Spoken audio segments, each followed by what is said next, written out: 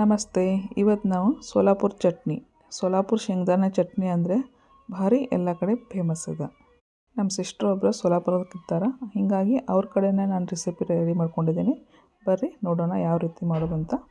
ಒಂದು ಸಣ್ಣ ಕಡಾಯಿ ಒಳಗೆ ಸ್ವಲ್ಪ ಎಣ್ಣೆ ಹಾಕ್ಕೊಂಡು ಅದ್ರೊಳಗೆ ಬೆಳ್ಳುಳ್ಳಿ ಹಾಕ್ಕೋಬೇಕು. ಬೆಳ್ಳುಳ್ಳಿ ಹಾಕ್ಕೊಂಡು ಕರಿಬೇವು ಹಾಕ್ಕೊಂಡು ಚಲೋತ್ನಂಗೆ ಫ್ರೈ ಮಾಡ್ಕೋಬೇಕು. ಅಂದರೆ ಜಾಸ್ತಿ ಏನು ಫ್ರೈ ಮಾಡ್ಕೊಳಂಗಿಲ್ಲ, ಒಂದು 30-40% ಇಷ್ಟ ಆಗುವಷ್ಟು ಫ್ರೈ ಮಾಡ್ಕೊಳ್ಳೋದು. ಆಮೇಲೆ ನಾರ್ಮಲಿ ನಾವು ಖಾರ ಕಲ್ದಾಗ ಏನು ಖಾರ ಜಾಸ್ತಿವಲ್ಲ ಅದ್ರೊಳಗನ ಸ್ವಲ್ಪ ಜೀರಿಗೆ, ಖಾರ ಇದೆಲ್ಲ ಫ್ರೈ ಮಾಡ್ಕೊಂಡಿದ್ದ ಬೆಳ್ಳುಳ್ಳಿ ಕರಿಬೇವು ಹಾಕ್ಕೊಂಡು ಪೈಲ ಚಲೋತ್ನಾಗೆ ಕೊಟ್ಕೋಬೇಕು. ಇದು ನಮ್ಮ ಸಿಸ್ಟರ್ದ ಕಬ್ಬಿಣದ ಕುಟ್ಟೋದು ಖಾರ ಕಲ್ಲದ ರೀ.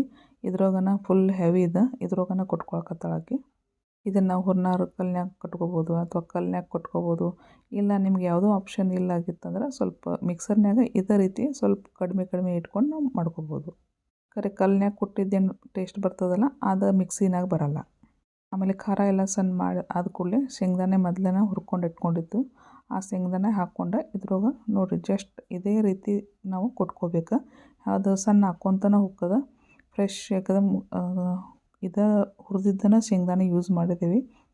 ಇದಕ್ಕೆ ಒಂದು ಸ್ವಲ್ಪ ಜಾಸ್ತಿ ಕುಟ್ಟೋದು ಮೆಹನತ್ ಅಷ್ಟು ಜಾಸ್ತಿ ಆಗ್ತೈತಿ.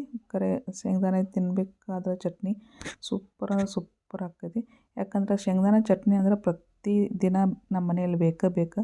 ಸ್ವಲ್ಪ ಪಲ್ಯ ಕಡಿಮೆ ಇತ್ತು ಅಥವಾ ಏನು ಚಪಾತಿ ಚಟ್ನಿ ತಿನ್ಕೊಂಡ್ರೂ ಭಾಳ ಚಲೋ ಆಗ್ತದೆ. ಶೇಂಗದಾಣೆ ಚಟ್ನಿ ಅಂದರೆ ಯಾವುದೋ ಫಂಕ್ಷನ್ದಾಗಿರಲಿ ಅಥವಾ ನಾವು ಯಾರಿಗಾರ ಬುತ್ತಿ ಕಟ್ಕೊಡ್ತೀವಲ್ಲ ಅವ್ರಿಗೆ ಆಗಲಿ ನಮಗೆ ಬೇಕು. ಅದ್ರೊಳಗೆ ಈ ರೀತಿ ಮಾಡ್ಕೊಂಡು ತಿಂದ್ರಂತೂ ನಾವು ನುಸ್ತ ಚಟ್ನಿ, ತುಪ್ಪ, ಚಟ್ನಿ, ಮೊಸರು ಅಷ್ಟು ಹಚ್ಕೊಂಡು ತಿಂದ್ರೂ ಸೂಪರ್ ಆಗಿರ್ತದೆ. ಒಂದು ಅರ್ಧ ಕುಟ್ಟಿ ಆದ ಕೂಡಲೇ ಇದ್ರೊಳಗೆ ನಾವು ಉಪ್ಪು ಹಾಕ್ಕೊಂಡು ಕೊಟ್ಕೊಂಡೆವು. ನೋಡಿರಿ ಇದು ಈಗ ನಮ್ಮದು ಪೂರ್ತಿ ಕುಟ್ಟಿ ರೆಡಿ ಆಯ್ತು. ಸ್ವಲ್ಪ ಎಣ್ಣೆನೂ ಅದ್ರೊಳಗನ ಬಿಟ್ಕೊಂಡೈತಿ. ನಾವು ಎಣ್ಣೆ ಮ್ಯಾಗಿಂದ ಒಟ್ಟು ಹಾಕಿರ್ಕಿಲ್ಲ. ನೋಡಿರಿ ಎಷ್ಟು ಚಲೋ ಹೊತ್ತಂಗೆ ಕುಟ್ಕೊಂಡು ರೆಡಿ ಆಯಿತು. ನಿಮಗೂ ಅದೇ ರೀತಿ ಇಷ್ಟ ಆಗಿತ್ತಂದ್ರೆ ಈ ರೀತಿ ನೀವು ಒಂದು ಸಲ ಟ್ರೈ ಮಾಡಿರಿ. ಶೇಂಗಾ ಚಟ್ನಿ ಇಷ್ಟ ಆಗಿತ್ತಂದ್ರೆ ಲೈಕ್ ಮಾಡಿರಿ, ಶೇರ್ ಮಾಡಿರಿ, ಸಬ್ಸ್ಕ್ರೈಬ್ ಮಾಡಿರಿ. Thank you.